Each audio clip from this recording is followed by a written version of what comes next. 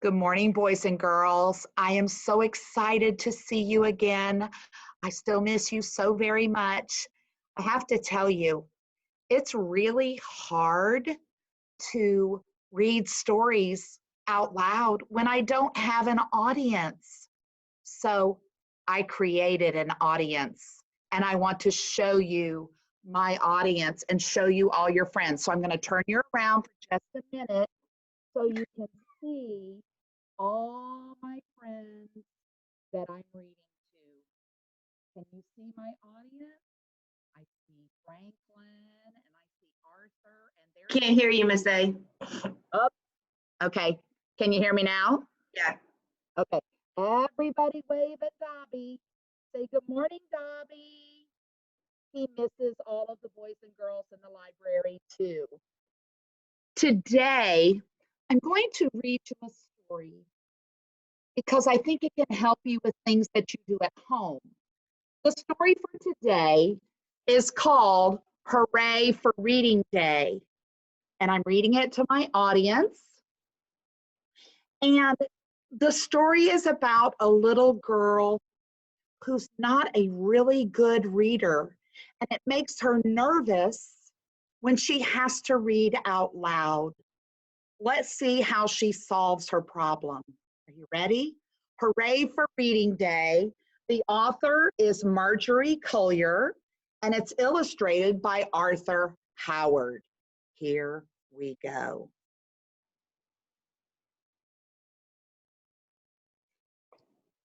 Jessica was a worrier.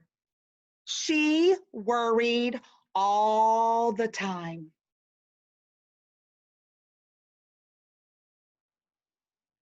She worried about monsters under her bed and getting a haircut and going to the dentist and remembering to walk Wiggles. But in first grade, she had a big worry, reading. Mr. Martin had divided the class into small groups. When it was Jessica's turn to read, she had trouble sounding out the words. She read cat and dish for dish. Sometimes the other kids laughed, and Jessica turned as red as a radish. Stop making fun, Mr. Martin said to the group. Then he asked Jessica to go back to the beginning and try again. Jessica hated it when he said that. What if she made another mistake?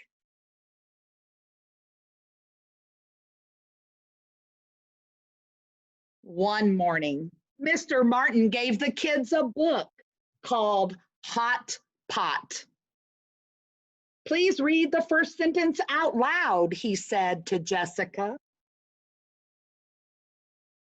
Jessica's stomach flip-flopped. Can I go last? She asked. If that will help, said Mr. Martin. Dot had a pot, read Anita. The pot had a spot, read Leslie.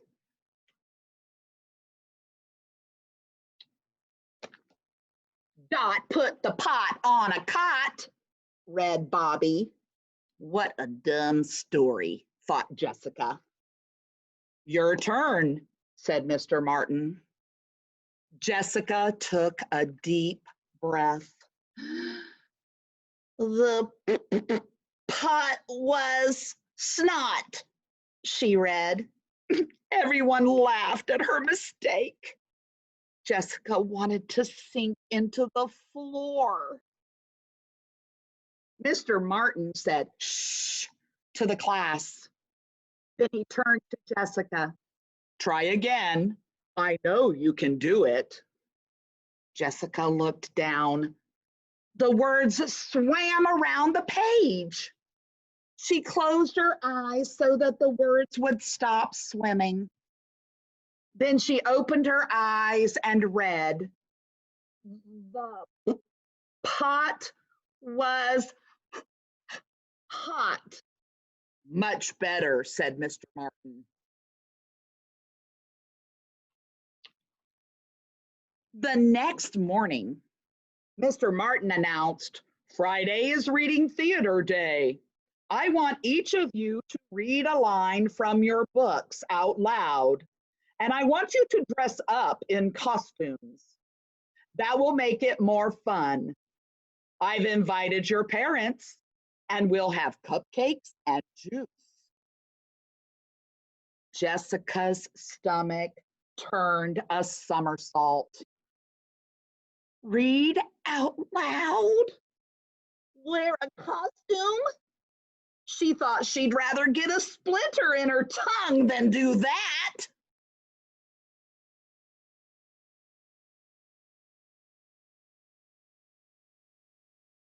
At dinner that night, Jessica didn't feel like eating. "What's wrong?" said Mom. "Everything," said Jessica. "Go on," said Dad. "Tell us." Jessica sighed. "Mr. Martin said he invited the parents to reading theater." "That's right," said Mom. "We're looking forward to it." "Not me," said Jessica. "I don't want to read in front of a bunch of strangers, especially a line from that dumb story about a cot and a pot. And I definitely don't want to wear a costume."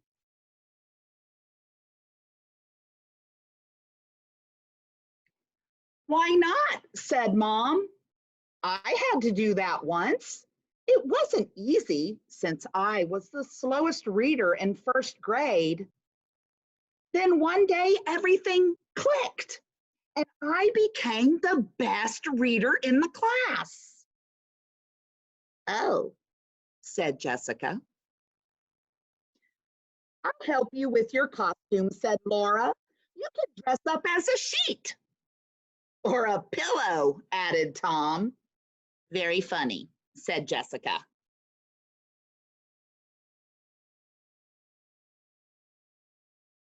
That night, Jessica couldn't sleep. Words floated around in her head. Hot, pot, snot, spot, dot, cot. Finally, she turned on the light. Wiggles woke up and licked her face. "Stop that," said Jessica. Then she got an idea. "Hey, maybe I'll practice on you." She opened her backpack and pulled out her copy of Hot Pot. Wiggles snuggled up next to her. Jessica opened the book and began to read. Dot had a pot. The pot had a spot. Dot put the pot on the cot. The pot was hot.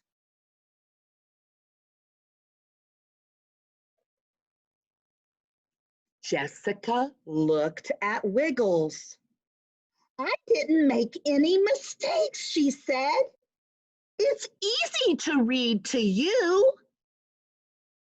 The next day, Mr. Martin asked Jessica to read out loud. Jessica mixed up some of the words. "Pot had a dot," she read. Everyone giggled.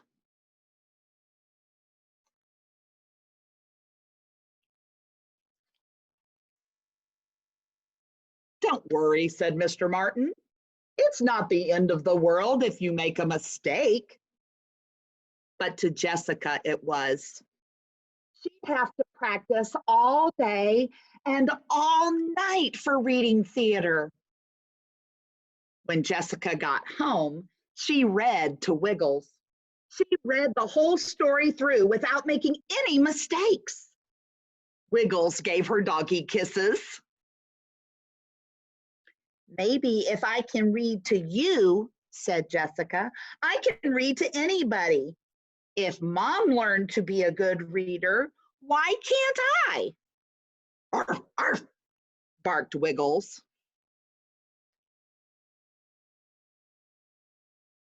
Finally, it was reading theater. Jessica went to school wrapped in a blanket. When the parents began to arrive, Jessica put the blanket over her head. Mr. Martin greeted everyone. Then he asked Jessica's group to stand up. Jessica kept the blanket over her head as she walked to the front of the classroom.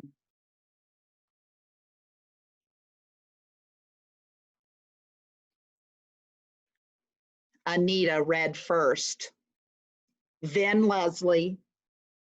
Next, it was Bobby's turn. Todd put the top on the splot, he read. Jessica threw off her blanket. She stared at Bobby. He had made a mistake. He never made mistakes. And now it was her turn.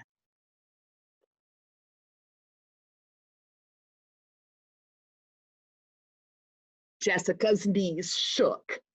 She closed her eyes and pictured Wiggles. Then she opened her eyes and pretended she was reading to him. The pot was hot, she read. Phew, she had got it right. She closed the book with a bang and sat down. The parents all clapped. So did the other kids. Mom and Dad clapped loudest of all. You were great, said Mom. Hooray for reading day, said Dad. Bravo, said Mr. Martin. I knew you could do it. Jessica smiled. That night, she read another story to Wiggles, and then another, and another. Wiggles licked the book. You must like this story, said Jessica. And she gave him a big hug, and they both fell asleep. Now, boys and girls, I know sometimes it's hard while you're at home to think about reading because your teacher's not telling you to read. But wow, could you set out your stuffed animals like Miss A did and read aloud to them and pretend you're Miss A and practice reading? I'll see you next week. I do have another story, so stay tuned.